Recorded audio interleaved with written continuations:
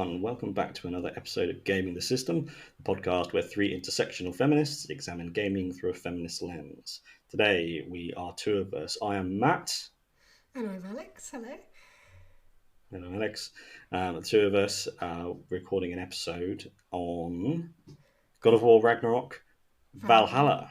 Yes, the DLC. And yes, the DLC that has come out recently. In this episode, there are going to be a lot of spoilers because we're going to be talking through the story, the characters, new and old, how they interact, and our impressions of them. Before we start, though, if you want to support us, you can find us on Patreon with some exclusive content at patreon.com/gamingthesystem. Or if you want to send us a one-off payment or donation, then you can send it via PayPal, sending it to wearegamingthesystem@gmail.com. Okay, so we started off, so Kratos and Mimir rowing through the mists, having received an enigmatic invitation on a letter inviting them to, I think it was test themselves. Yes. An invitation to a test, not a summoning. It's in God of War. It tends to be you get threatened into doing something, or like at the start of God of War, immediately there's a threat that forces you to action. Whereas this is just a gentle. If you feel like it, come and have a look.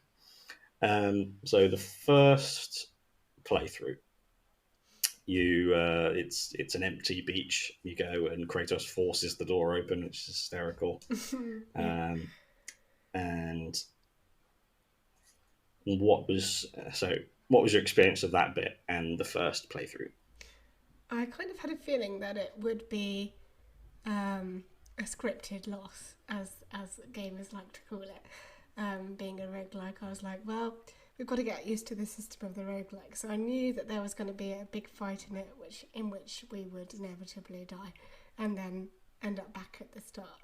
So I kind of had in the back of my head that was going to be happening. But the framing of it and the way there was just quite a lot of mystery, what was going to be behind the door, what was waiting for us. It was all just really exciting to find out more. I can't actually remember a great deal of detail from the first run. Only I remember waking up and Kratos being confused as to why he was back out on the shore, and then coming into contact with Freya and her clear shock at him being there and having forced the door to Valhalla open. She was just like, you don't get in that way. There's another way. Which was really quite fun. And it was just great to be reintroduced to these characters that we spent so long with in God of War.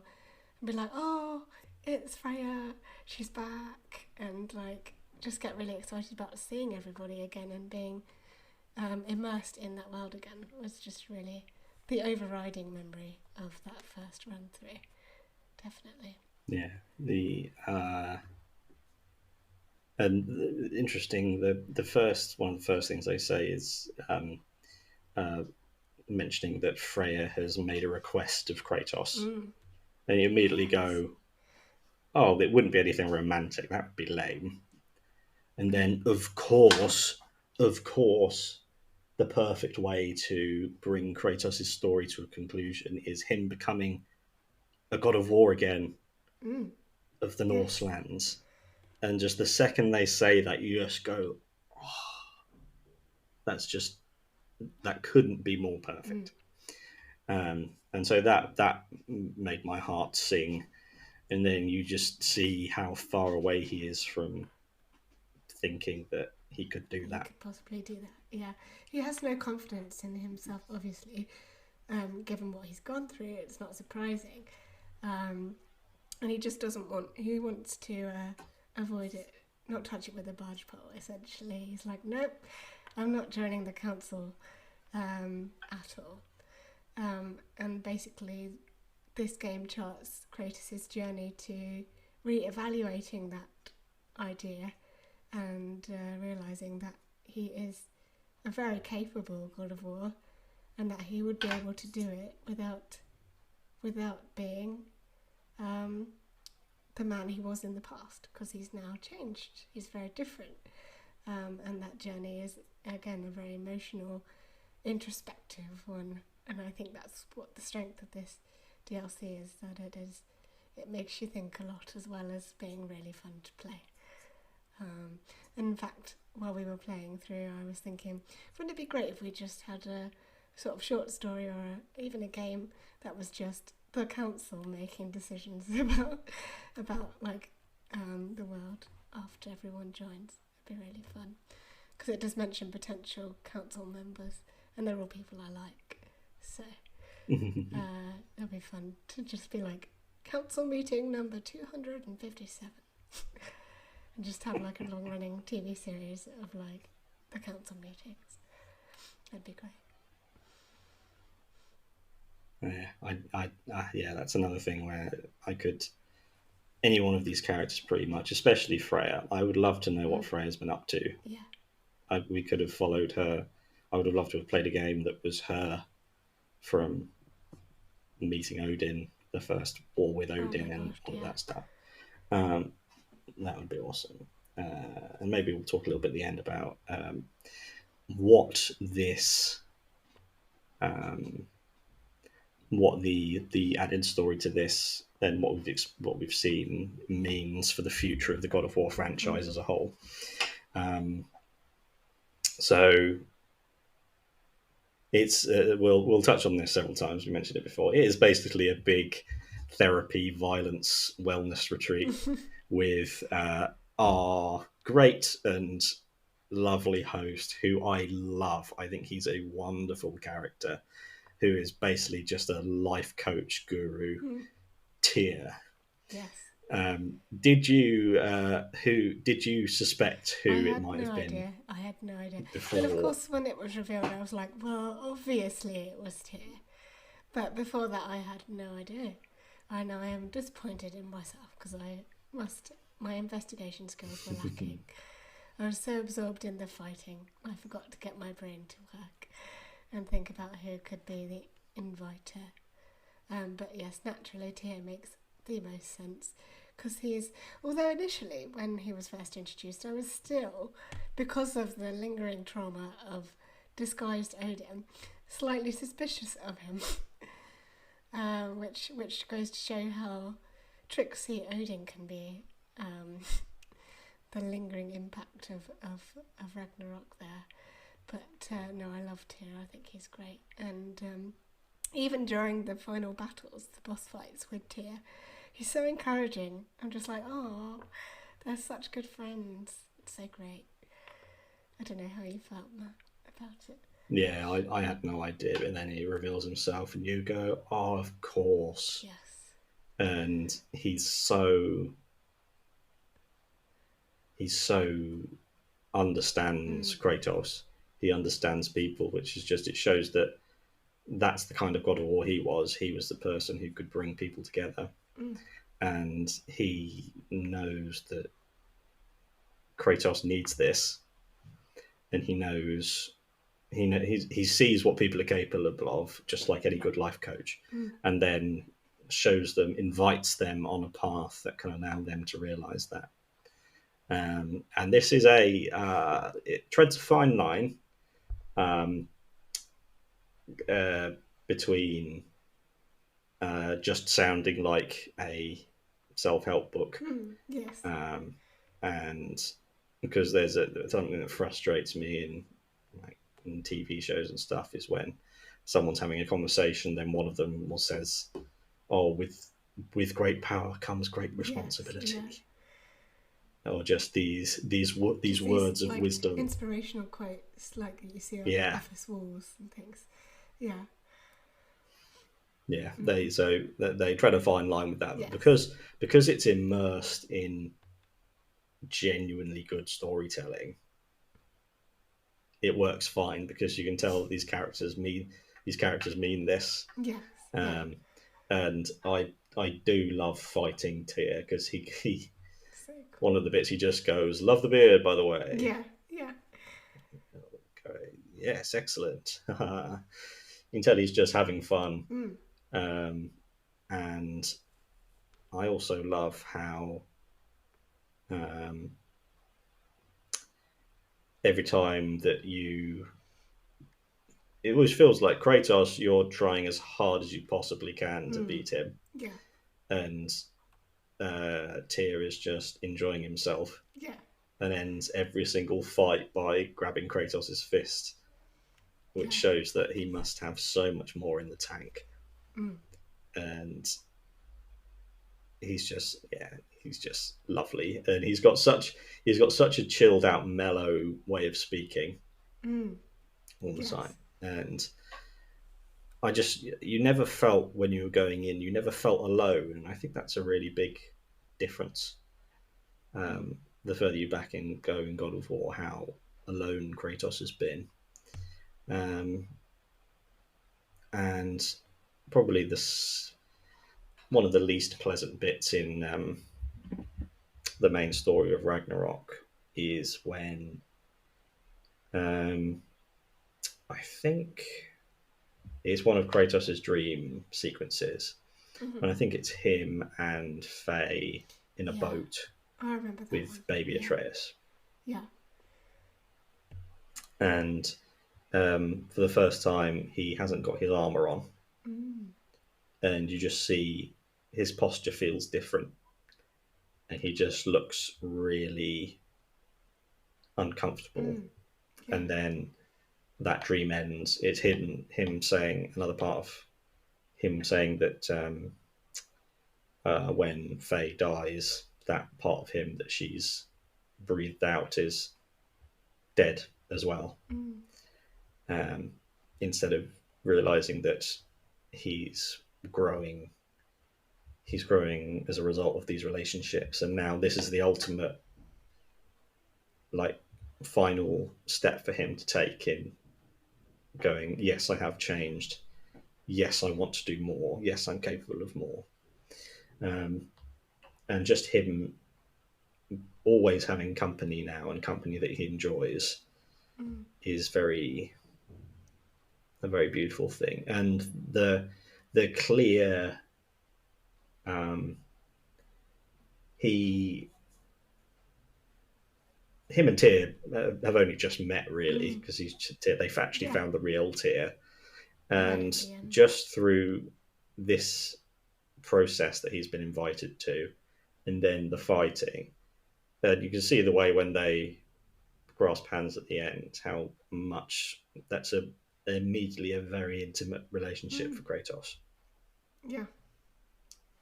No, I think he does judge a lot of people by how they fight and things, just in his own character. So to have so many fights with Tyr means that he knows him, like you say, quite intimately, which is really cool.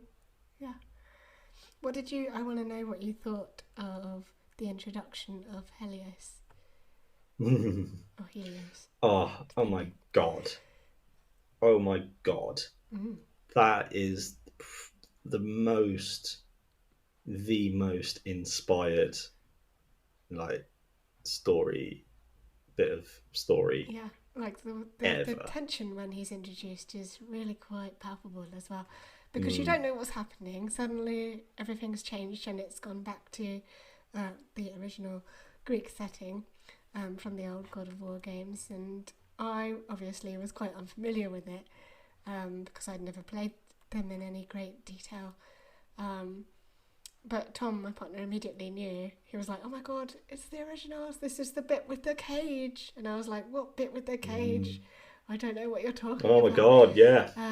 And then you end up burning the head of Helios inside the cage, and or is it? Yes, you do. You put it in there to start with, which is what I think Kratos originally did.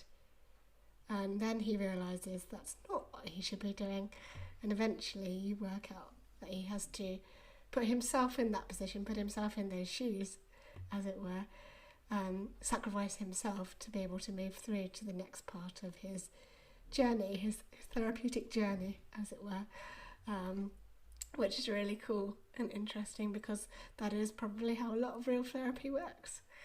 Um, you get the sense that a lot of the people involved have been to therapy. Yeah, yeah. as an outside observer. Yeah, which is hilarious in itself. But yeah, that was really tense. That whole scene. Um, I remember, and I thought the character of Helios, the voice actor, is amazing. Initially, I thought it was David Hyde Pierce, the guy that plays Niles from Frasier's brother. Really Um, interesting. but it wasn't. It's someone who's done a lot of voice work. He was the original voice of Helios in God of War, and has done an He awful was. lot. Yeah, he's done an awful Wow. lot of anime and other things like that. So he's quite a prolific voice actor. But his voice acting is amazing. I think he's a great character, even though he's really annoying as a character. It's really funny when he pops up on Kratos' hip and replaces Mimir occasionally. And what I like about it, the fact that it's a roguelike, that element is random as well, or at least it feels like it is. So he can pop up at any point in your run through, and sometimes you might stay with Mimir all the way through, which is a really cool part of it, I think, Yeah. as well. When the first intense bit is so yeah you arrive in Greece Yeah. and then it says something, oh, and you go, What? and he goes, where is Mimir? Is I don't even get a hello after all this time for one of your most auspicious victims. Mm, And he goes, hello Helios, where is Mimir? Oh, I don't know, let's go and find him. mm, And you go, and just it took me a moment to realize, of course, it's a head. mm. What's the perfect way to have a character from Kratos' past be there? Have a head that replaces a Mimir, Yeah, yeah. and then that's an immediately recognizable part of I think the first game where you have to push something, you have to get say an enemy in a cave, and you push it up and you sacrifice it. Ah, yeah, And so it's sort of I knew that was going to happen, and then you get to the point where you go, "Oh, of course, I'm going to put Helios in the cage," yeah. and then you go, "Ah," and that's Kratos going through the path that he had gone in the past, and Mm. he wouldn't have thought anything different of. But then when he's pulled the lever, and then Mimir just goes, "Brother." Yeah, I know. Oh my god. I was like, oh my god, we need to get him out of the cage. And Kratos is properly panicking as well. And it's actually quite upsetting to watch. You're just like, we need to help them immediately. But of course, you know it's going to be fine because it's a roguelike. But at the time, you're just like, this is a terrible situation to be in. It's awful. I want to ask you Yeah. another thing as well from that particular section. We also get introduced to a new form of rage. What did you think of that? Oh, Yes, that was yeah. such an That's epic introduction with the yeah, music and a everything, and the blast from the colour past. on the screen as well. Oh my god. So Oh good, my god. The music in Greece. Just so we haven't good. even gotten onto Greece yet. No, yeah, We've got so we're sort of partially into Greece, and that's where you go. We have again, you're going in. You have no idea the scope of what this thing is going to be, and you go, "Oh my god, there's a little bit of Greece, and we've it's got slowly Helios." creeping in. The pots change, The and pops change, yeah, the music, da da da da da da da da da da. It's just majestic, mm, and uh, so once you've almost sat, it is horrible seeing Kratos mm, literally ripping the cage apart to get Mimir out, and then Sigrid has to come and save them, yes, and then Freya arrives and says, "What the hell are you doing?" yeah, And he goes, "What is this? What this is about? My request?" He goes, "Mm-hmm." And just the more runs you go through, the more that Kratos relaxes, mm, and every time you find one of his artifacts from his past, and going through the therapeutic process of going, oh yes, this is something that I regret, that I hate myself mm, for, and you need to. It's not about necessarily forgiving. It's more about just accepting and going, yeah, this happened. I did this. I'm where I am now. I can do what can I do the best that I can now. yeah, Um, and doing that with lots of violence is very empowering, It is. actually, Yeah. because you can go, I've got this. I found. Did you say you found the flute? Yes, I've got 2 out of 3 Calliope's flutes, who I think is his daughter, who I know in the past, obviously, his first wife and daughter died by his own hands, essentially. I don't know the exact details, but basically they die because of him, which is not a nice thing. And so he's talking about how he had to go back to face the goddess of the underworld, I think it was, and he's saying that he had to leave his daughter behind, and it actually was her, and that he had to leave her behind to stand against the goddess of the underworld, and so he essentially had to leave her to die twice over. And that's the part where I've got to, is the 2/3 of the way through that particular one. Yeah, yeah. it's just, again, I have done an insane amount of therapy, so I recognise. I recognise. Oh yeah, this is the process. Yeah. They're reflecting a genuine process Mm-hmm. of stuff, because Reflecting and reframing. I think that's an important part of therapy, isn't it? Is understanding that sometimes things are not your fault, and that's okay. And yeah, that's what Kratos is essentially doing, isn't he? Hopefully. yeah, Which is weird and because he's an entirely fictional character. But you can tell how invested we are just because the writing's so good, and the character, and just the world that they've built is so good that we're so invested. It's great. Yeah, absolutely. And the having Helios is just a visionary way of bringing in self-hatred and self-doubt, because everything that Helios is saying is stuff. So clever. That's what It's Kratos like he's thinks. the little voice inside Kratos' head, literally, but on his hip. That's telling him he's not good enough, or like he needs to be better, or that he was the one that was wrong, or a monster. Yeah, it's really clever. There's all sorts of little touches, isn't there? And Helios has so many lines that he just throws in all the time. The sheer amount of writing that they've put in is they deserve a lot of credit for that. Yeah. And one of my favourites was something like, "Oh, I hope it brings you unrelenting torment." Mm-hmm. Yeah. He's so sassy and bitchy. It's so good. It's so good. Yeah. Complete opposite to Mimir. Yeah. I feel so much better when Mimir. Yeah. When you go down the ropes swing and it's Mimir still on your hip. Yeah. And yeah, I'd love Kratos and Mimir's conversation, and talking to another thing. Almost all of the first one is pretty much all about Kratos. Still, it's Kratos' journey. Whereas in this one, God of War Ragnarok, and then this, Kratos lets in other people and allows his actions to become based on them. Yes. So with quite apart from Atreus actually going off and doing things on his own, Kratos does things to help Freya. He kills all these berserkers for Mimir, trying to help things and do these things. And that allows other stories to come in and strengthens those characters. So Mimir and Sigrid have a very sweet relationship. Yes. And it was one of the most beautiful little lines of dialogue where Mimir says is telling Kratos this, and she said, I believe I'm quite smitten with you. May I kiss you?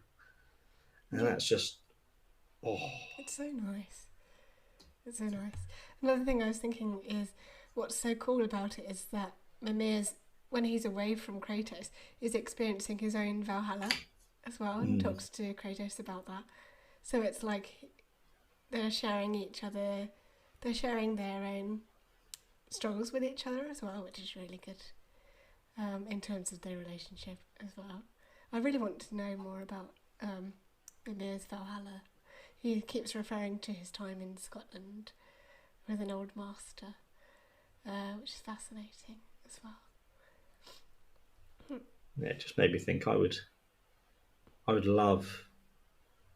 This would be way too much work for them to do, but I would love for Freya to go through Valhalla, or Thor, or Sif. Yeah. I'd love to experience what those, because another element of therapy is it's a unpleasant process. Yes. It's not easy. No, and it takes a lot of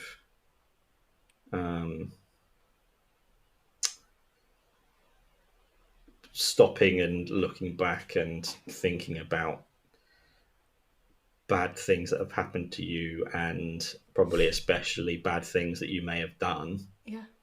It's much easier just to try and forget them and not think about them. And it would be much simpler if you could just fight your way through processing things. That would be nice. I wonder if. So I think Sigrun has fought in Valhalla. Yes. She's gone through it. Tia's gone through it. Yes. Mimir's going through it. Kratos is going through it. Do you think Freya would do it if she had the option?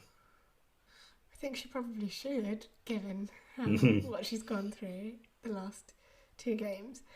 I think it would be very brave of her to do it, because that's the hardest thing, isn't it? Taking that step to realising, yes, I will go and do this, is often the hardest part, is accepting that you might need to do that, and actually go. And doing the first session is often the scariest one, because that's where you feel the most vulnerable. Speaking as someone who's done a couple of therapies before, not anything major, but I definitely have done it, so I know how it feels, and it is very nerve-wracking. You feel very vulnerable because you're like, right, I'm going to talk about myself, and I don't like talking about myself very much. It's an uncomfortable process for a lot of people, and I think it is a learned skill, is being able to reflect and look at stuff and think about it in a different way, and to be open to forgiving yourself or just looking at things differently. It takes a lot of work. Like you say, Matt, it's not easy, and it can be quite surprising, the stuff you can dig up that's been buried or that you've pushed away and forgotten about, that can get kind of revealed, as it were. And when you talk about it after a long time, it can be quite freeing and things, but initially it's very upsetting, obviously, a lot of the time. And I think it's reflected really well in the gameplay, which is not something you expect to say about a God of War game. You expect to say it about things like strenuous sacrifice, things like that, because that's obviously, the focus is definitely on mental health there. But to have it, it's definitely developed since the new reboot of God of War, but this is by far the most, you can apply it most readily to mental health and mental health struggles, which I think is really cool, and a really cool part of gaming in general, the power that games have to make us reflect on our own lives and things. Yeah, a serious thing about therapy that isn't repeated enough is that it's not just for broken people. If you think therapy is for someone who is broken and needs putting back together, everyone can benefit from therapy in some area, and that's an area of taboo around it, which needs to be talked out of. Very often people turn to it as a last resort when they are broken, before, like when it's too late almost. Obviously, it's never too late to have therapy, but I can recommend it. But really, you should be, like you say, Matt, it's more like a maintenance thing sometimes, isn't it? It's just checking in. It's like physical health, the same way you would go to a doctor and get checked up, or you would hope to go to a doctor and get checked up. You need to think about it in the same way for your mental health as well. Yeah, I think this does a really good job of. Kratos is about as strong as a physically strong as, Yeah. and like mentally able to be in control.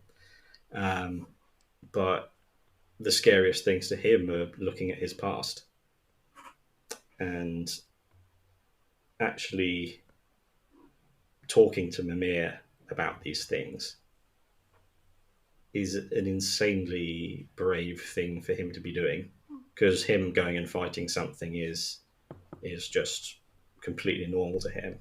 But talking to Mimir about Calliope, talking about this boat captain that he killed multiple times, and they're just ways to look at your past. And looking at the past is important to a point, just so that it's not in control of how you behave in the present. Because that's what this Valhalla experience is about: his fears from the past and making him not want to be the new god of war when he They're goes. limiting him, aren't they? Because he's afraid it will repeat itself. And a number of other things as well. But yeah, it actually has made me think while you've been talking, it also reflects how important it is, especially for men, to talk, and how hard it is for men to talk because of things like the patriarchy and toxic masculinity. And yes, I'm physically strong, I'm the alpha male, I can't have feelings, I can't talk about my feelings. And actually it's really important to be able to step back and say, well, yes, it's okay to talk about my feelings, and I need to talk about my feelings. It is a problem for men in society, and we know that, based even on like the numbers of male suicides every year. You know, their percentage is far higher. So it is a problem in society, and it does bode well to think about how can we tackle it in terms of just talking more about mental health and being more open about it. It's really important. Yeah, it's the things of with men, it's that feelings make you weak. Women have feelings. You don't want to be a woman, do you? And then not dealing with your feelings is what is the most damaging thing. And Kratos clearly feels very deeply, and that it's not enough to be strong physically and mentally if you can't control your feelings. And so you need to work on your feelings, and then that will make you stronger.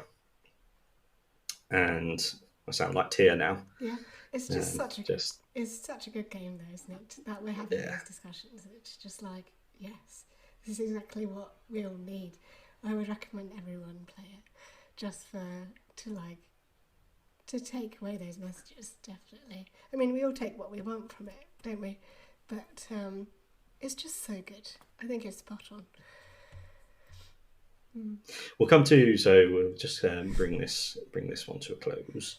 What was the last story? So, do you know what is behind the door in Tia's arena? No. Wait. No, I don't think so. I don't know. The big I know scary. I saw it when you posted, because you posted a playthrough to our YouTube channel of your colourblind mode, and it had the door as a different colour, and I thought, oh, there's something there behind the door. I don't know whether my brain, being my brain, has just deleted it entirely from my memory, or if I haven't actually gone through the door. But for spoilers' sake, I'll say I haven't gone through the door. No. Okay. Well, we'll have to, once you've discovered what's behind there, we can do a follow-up episode. Awesome. Yeah, I'll look forward to that very much. Right, that was awesome. Thank you very much, Alex, and thank you everyone else for watching / listening. You know that we release new content every Thursday. And if you want to, well, wherever you listen to your podcasts or watch us on YouTube, if you want to support us, you can subscribe to our Patreon, where we have got a couple of bits of exclusive content at patreon.com/gamingthesystem. Or if you want to give us a one-off donation, you can donate to us via PayPal to wearegamingthesystem@gmail.com. Until next time, we have been Matt and Alex. Bye-bye.